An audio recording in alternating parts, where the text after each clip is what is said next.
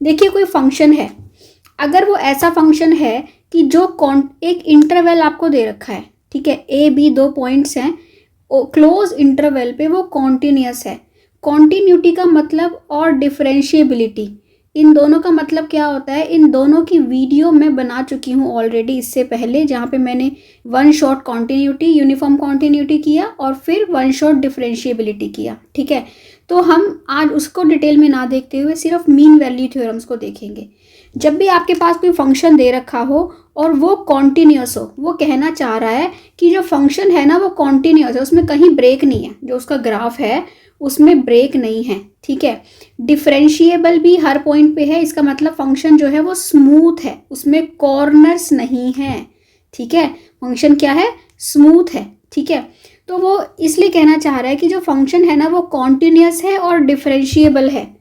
और वो क्या कहता है, इसमें कहता है कि थर्ड कंडीशन है F A is equal to F B. इसका मतलब क्या होगा बताओ।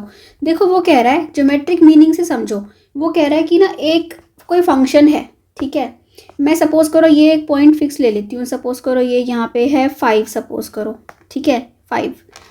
तो वो कह रहा है, और ये भी 5 है, तो वो कह रहा है फंक्शन की जो वैल्यू है ना वो इस ये ए पॉइंट है, ये बी पॉइंट है, ठीक है। फंक्शन की वैल्यू ए और बी पे सेम है, इसके बीच में फंक्शन कुछ भी होता रहा, ठीक है, कुछ भी होता रहा, पर जो एंड पॉइंट है और फर्स्ट पॉइंट है ए और बी, इन दोनों पे फंक्शन की वैल्यू क्या है, 5 है, बिल्कुल सेम है, एफ ए और एफ बी इक्वल है। तो जब ये सेम हुआ होगा, हो सकता है ये डायरेक्ट ऐसे सेम हो गया हो, ठीक है, या फिर हो सकता है क्या हुआ हो, इस टाइप से हुआ हो, ठीक है, कुछ भी हो सकता है ना, कि वो ऊपर भी गया नीचे भी गया, क्योंकि अब अगर वैल्यू सेम है इस पॉइंट पे और इस पॉइंट पे, तो उसको अगर वो ऊपर तो नहीं जाएगा, खाली ऐसे तो नहीं जाएगा, उसको वैल्यू बराबर करने के लिए क्या करना पड़ेगा, यहाँ पे आना ही पड़ेगा, आना पड़ेगा ना। तो वो कह रहा है क्योंकि इन दोनों पे वैल्यू सेम लेके चल रहे हैं। अब आप इन तीनों चीज़ों का मतलब देखो, कॉन्टिन्यूटी का मतलब है कि फंक्शन क्या है, एक कॉन्टिन्यूस है, उसमें ब्रेक नहीं है कहीं पे भी, ठीक है। डिफरेंशिएबिलिटी का मतलब है कि वो स्मूथ है, स्मूथ कर्व बन रहा है। और एफ ए और एफ बी इक्वल का मतलब है कि दोनों पॉइंट पे वैल्यू क्या है, फंक्शन की वैल्यू इक्वल है, ठीक है।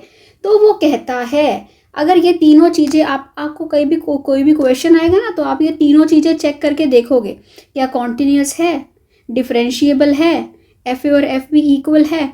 तो अगर है तो क्या होगा, वो कहता है कि ए और बी के बीच में ना कहीं पे एक पॉइंट ऐसा सी होगा जहाँ पे एफ डैश सी 0 होगा, है ना। क्यों, मैं आपको इसकी एप्लीकेशन से बताऊंगी कि हम क्यों करते हैं इसका यूज़, है ना, जहाँ पे एफ डैश सी 0 होगा।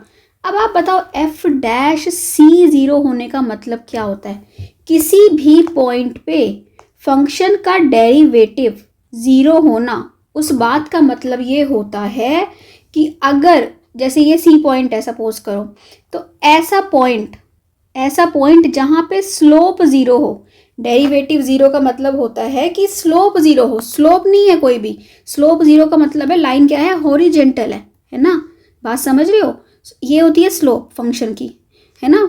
कोई भी अगर स्लोप जितनी भी ज़्यादा है ना, तो उसके अकॉर्डिंगली क्या होता है, डेरिवेटिव चेंज होता है। बट अगर स्लोप 0 है, स्लोप 0 मतलब derivative 0, rate of change 0, slope क्या होता है, रेट ऑफ चेंज होता है ना। रेट ऑफ चेंज 0 है तो मतलब कि जो स्लोप है ना वो हॉरिजेंटल है, मतलब कि ये जो लाइन है टेंजेंट है, टेंजेंट कह लो, स्लोप मत बोलो, क्योंकि अब ये स्लोप 0 हो गई तो टेंजेंट क्या है, हॉरिजेंटल है। जब ये टेंजेंट हॉरिजेंटल है, इसका मतलब फंक्शन का डेरिवेटिव 0 है। और आप ये बताओ, अब आप फंक्शन का ग्राफ देख के बताओ कि ऐसा पॉइंट जरूर एग्जिस्ट करेगा जहाँ पे जो टेंजेंट मिले वो हॉरिजेंटल मिले, क्योंकि जब फंक्शन को यहाँ से चल के यहाँ वापस आना है, यहाँ से चल के यहाँ वापस आना है, तो उसको ऊपर जाके नीचे आना ही पड़ेगा। तो जब ऊपर से जाके नीचे आएगा तो जो सबसे ऊपर पॉइंट होगा यहाँ पे, ऐसा पॉइंट जहाँ पे टेंजेंट क्या है, जो टेंजेंट जो है हॉरिजेंटल है, ठीक है, मतलब कि पैरेलल है किसके, एक्स एक्सिस के, हॉरिजेंटल हो गई, वहाँ पे फंक्शन का डेरिवेटिव क्या होगा, 0 होगा, फंक्शन का डेरिवेटिव क्या होगा, 0, है ना। तो बात समझ रहे हो, ये है रोल्स थ्योरम, ठीक है। तो कहाँ अप्लाई होती है अभी मैं आपको बताऊंगी एप्लीकेशन भी इसकी, बट अभी आपने सिर्फ यही समझना है कि अगर कोई फंक्शन है, कॉन्टिन्यूस है, डिफरेंशिएबल है, एफ ऑफ ए और एफ ऑफ बी इक्वल है, तो एफ डैश सी 0 होगा। और जो ये सी होगा ना, ये कहाँ होता है, ये इसी इंटरवल का एक पॉइंट है, ए बी का ही, मतलब कि ए बी के बीच में ही कहीं होता है ये, क्योंकि ए और बी दोनों इक्वल हैं, तो उनके बीच में कहीं पे फंक्शन की value C F dash C क्या होता है, 0 होता है। समझ गए बात को? ठीक है। कोई भी डाउट आ रहा है तो प्लीज़ कमेंट सेक्शन में पूछो, I will try to answer. ठीक है। अब इसका एग्जाम्पल देखो कि एग्जाम्पल क्या है सबसे पहले, कि कैसे होता है। सिंपल यहाँ तो यही बोल रहा है कि वेरीफाई रोल्स थ्योरम, और आपको ये फंक्शन दे रखा है। ठीक है। एफ ऑफ एक्स दे रखा है आपको x² माइनस 4x प्लस 3। ये आपको क्या दिख रहा है, ये जो है एक पॉलिनोमियल है। और जब मैंने आपको कॉन्टिन्यूटी डिफरेंशिएबिलिटी बताई थी तो ये बताया था ना कि जो पॉलिनोमियल्स होते हैं वो हमेशा कॉन्टिन्यूस होते हैं, है ना। तो यहाँ पे क्या है, ये पॉलिनोमियल है तो ये कॉन्टिन्यूस होगा इस इंटरवल पे। जब भी हमेशा आपको कोई भी मीन वैल्यू थ्योरम करनी हो ना, रोल्स थ्योरम करनी हो, Lagrange mean value theorem, Cauchy mean value theorem, तो हमेशा आपको जो उसकी कंडीशंस है ना वो ज़रूर सेटिस्फाई करके दिखानी है। तो फर्स्ट कंडीशन हो गई ये, सेकेंड कंडीशन हो गई ये, और थर्ड कंडीशन हो गई ये। तो हमने चेक करी कि एफ एक्स पॉलिनोमियल है तो वो क्या होगा, कॉन्टिन्यूस होगा। ठीक है। डिफरेंशिएबिलिटी क्या होती है कि आप डिफरेंशिएबल भी है फंक्शन इस इंटरवल पे, आप देखो ना डिफरेंशिएबल है, इसका मतलब क्या हुआ कि उसका डेरिवेटिव एग्जिस्ट करता है इस पॉइंट पे, है ना, इस इंटरवल पे 1 3 पे। सो एफ डैश एक्स है 2x माइनस 4, x² का डेरिवेटिव 2x माइनस 4x का माइनस 4, राइट। तो एफ डैश एक्स एग्जिस्ट करता है। और थर्ड है क्या, थर्ड है कि F of A F of B क्या होना चाहिए, इक्वल होना चाहिए। ठीक है। तो एफ ऑफ ए क्या होगा, आप एफ ऑफ 1 निकालोगे, एफ ऑफ 1 निकालो, एफ ऑफ 1 क्या आया आपका 1 माइनस 4 प्लस 3, एफ ऑफ 1 भी 0 है, और एफ ऑफ 3 भी क्या निकल के आएगा 9 माइनस 12 प्लस 3, तो एफ ऑफ 3 भी क्या आया 0। तो दोनों इक्वल हैं, कुछ भी आ जाए पर इक्वल है। ठीक है। एफ ऑफ, फिर तीनों कंडीशन हमारी सेटिस्फाई हो गई, फर्स्ट भी, सेकंड भी और थर्ड भी। अगर तीनों कंडीशन सेटिस्फाई हो रही हैं तो आप बोलोगे there exist a point C belongs to A B such that क्या होगा, such that F dash C is equal to 0। ठीक है। एफ डैश सी आप कैसे निकालोगे, आपने एफ डैश एक्स तो निकाल रखा है ना, 2x माइनस 4, इसमें x की जगह c रख दो, तो क्या हो जाएगा 2c माइनस 4 इक्वल टू 0। तो 2c इज इक्वल टू हो गया 4 और c इज इक्वल टू हो गया 2। अब बताओ जो ये 2 है वो 1 3 में लाई करता है, यस करता है। तो hence Rolle's theorem is verified. और अब हम देखेंगे कि कैसे आपको जब ये नहीं दे रखा हो कि रोल्स थ्योरम वेरीफाई करनी है, कि क्या आपको पता ही ना हो कि रोल्स थ्योरम है, तो कैसे आप क्वेश्चन करोगे। ठीक है। सो देखो ये क्या है, show that between any two roots of e raise to power x cos x minus 1 equal to 0 there exist at least one root of e raise to power x sin x minus 1 equal to 0। ठीक है। अब इसका solution देखो जब भी आपको दे रखा हो ना कि between any two roots of this one root exist कर रहा है, तो हमेशा ये रोल्स थ्योरम का ही केस होता है कि जब भी दो रूट के बीच में कि एक रूट आपको एग्जिस्ट करता हुआ दिखा रखा हो। ठीक है। क्योंकि रोल्स थ्योरम यही तो होती है कि जहाँ पे कोई भी दो रूट्स होते हैं, जहाँ पे F of A F of B equal होता है, उसके बीच में एक सी एग्जिस्ट करता है, ए बी के बीच में ए और बी क्या होते हैं, रूट होते हैं। ठीक है। अब यहाँ पे आपको वो कह रहा है, बात बहुत ध्यान से धीरे से समझते हुए चलना। आपकी इक्वेशन क्या है, given equation is e raise to power x cos x, equation is e raise to power x cos x minus 1 is equal to 0। तो सपोज कर लो, suppose a and b are two roots, suppose कर लेते हैं, suppose a and b are two roots of this equation. ठीक है। तो इसका मतलब क्या होगा, अगर a रूट है, इसका मतलब अगर मैं a डाल दूं x की जगह पे तो ये क्या मिल जाएगा, मुझे 0 मिल जाएगा। और अगर b डाल दूं x की जगह पे तो ये मुझे क्या मिल जाएगा, 0 मिल जाएगा। बात समझ आ गई, क्योंकि दोनों रूट हैं। अब जब भी आपके पास ऐसा क्वेश्चन आए ना, तो आपको एक बात याद रखनी है। क्या है वो बात? आपको ना एक ऐसा फंक्शन डिफाइन करना है जहाँ पे एफ ऑफ ए और एफ ऑफ बी दोनों क्या आ जाएं, ज़ीरो आ जाएं। ठीक है, तो देखिए मैं क्या करती हूँ, मैं एक फंक्शन डिफाइन करती हूँ। ठीक है, define a function F of x. बहुत ध्यान से देखना कैसे फंक्शन डिफाइन हुआ। अगर मैं ये डिफाइन कर लूँ e raise to power minus x minus cos x for all x belongs to A B. ठीक है, for all x belongs to A B, जो हमने ए और बी रूट लिए हैं इसके। ठीक है, अब इसका मतलब क्या होगा? इसका मतलब होगा आप एफ ऑफ ए निकालो। बताओ एफ ऑफ ए क्या होगा? एफ ऑफ ए होगा e raise to power minus A minus cos A, right.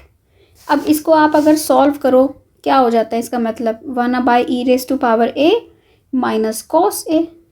अब आप e raise to power A LCM ले लो, ये हो जाएगा 1/e E raise to power A cos A, 1 minus this by e raise to power ए।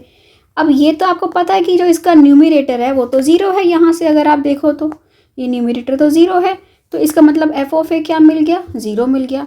ऐसे ही जब मैं एफ ऑफ बी निकालूँ, एफ ऑफ बी क्या होगा? E raise to power minus B minus cos B. और अगर मैं इसको सॉल्व करूँ e raise to power B, है ना, तो ये हो गया आपका 1 minus e raise to power B cos B by e raise to power B. तो एफ ऑफ ए और एफ ऑफ बी आपको दोनों क्या मिल गए? ज़ीरो मिल गए।